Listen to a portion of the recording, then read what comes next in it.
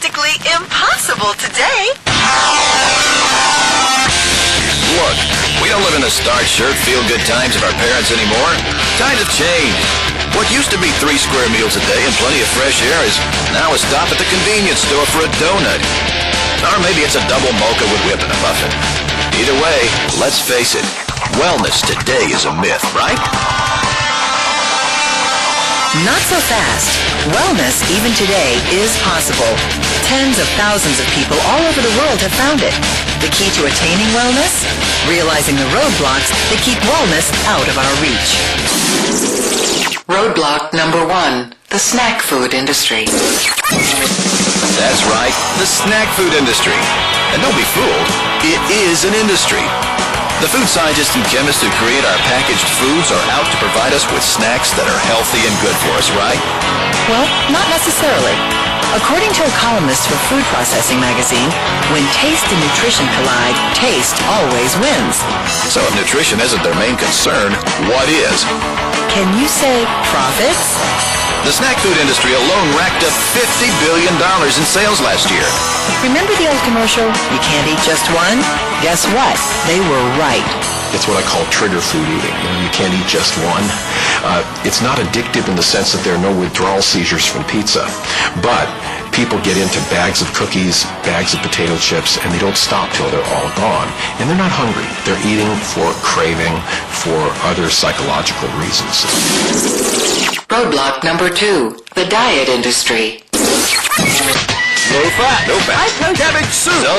Vegan. Ain't bad. Selfie. The fat plus plan to live. No green. Sugar bus. Protein power. 3-day diet. Someday all you can eat diet. You could search over 10 million diet hits on Google.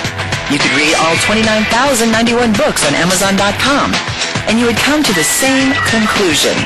Confusion. And who wins?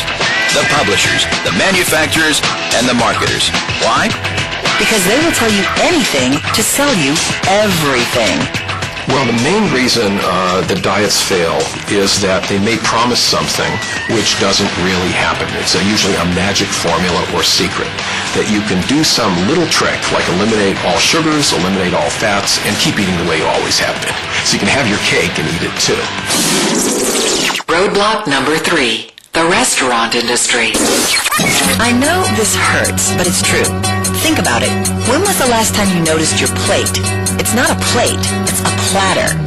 Portion sizes have been expanding.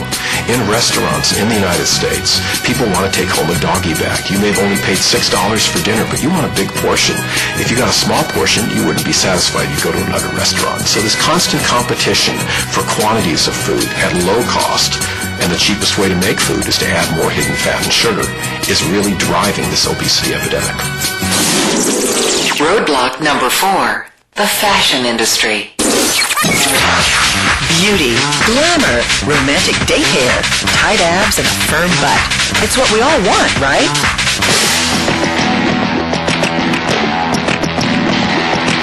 Here it is, the dark, dirty secret of the fashion industry.